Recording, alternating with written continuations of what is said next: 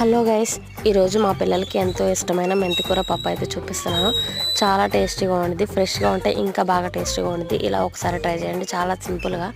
ముందుగా ఒక కప్పు కందిపప్పును తీసుకొని బాగా వాష్ చేసుకొని పక్కన పెట్టేసుకొని, తర్వాత మెంతికూరను కూడా బాగా వాష్ చేసుకొని పప్పులో వేసేసుకొని 2 టమాటాలు, 4 పచ్చిమిర్చి, 1 టేబుల్ స్పూన్ కారం, 1/2 టేబుల్ స్పూన్ పసుపు, 2 టేబుల్ స్పూన్ ఆయిల్, అలాగే ఒక పెద్ద ఆనియన్ వేసుకొని మన కందిపప్పుకు సరిపడా వాటర్ పోసేసుకొని 5 to 6 విజిల్స్ పెట్టుకోవాలి. తర్వాత పోపు కోసం 4 టేబుల్ స్పూన్ ఆయిల్, అలాగే పోపు దినుసులు, ఎండుమిర్చి, వెల్లుల్లి, కరివేపాకు వేసుకొని బాగా ఫ్రై చేసుకున్న తర్వాత పప్పును కూడా వేసేసుకొని ఒక 5 minutes ఉడికించుకొని చపాతీ, రోటీ అలాగే రైస్లోకి చాలా టేస్ట్గా ఉంటుంది. ఇలా ఒకసారి ట్రై చేయండి. అలాగే మన వీడియో నచ్చితే ప్లీజ్ సబ్స్క్రైబ్ చేయండి. అలాగే లైక్ చేయడం మాత్రం మర్చిపోద్దు.